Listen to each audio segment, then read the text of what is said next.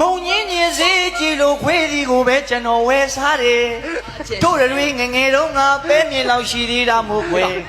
နင်းရဲ့ငါရဲ့အမေချမ်းရဲ့မမနဲ့ရဲ့တောင်မြုံမင်းရဲ့ဥရှင်ကြီးရဲ့နောက်မေတော်ရဲ့သုံးမှန်လှရဲ့ကိုကြီးကျော်တောင်းအရက်တွေမူလို့လမ်းမလဲလို့ငါထူခဲ့သေးတယ်ဩနေပေရှင်တောင်းမမရဲ့အိမ်ဦးနှစ်ကိုခွာနေကြချင်းနေ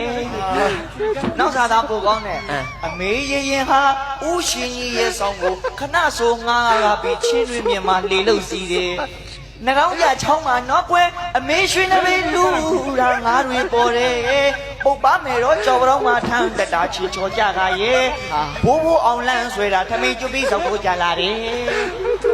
ကြည်မကောင်းစရာအကွယ်ဗီဒီယိုကြည့်ရတယ်လို့နှကောင်းကနေတယ်39မိနစ်အကုန်လားကြည့်တယ်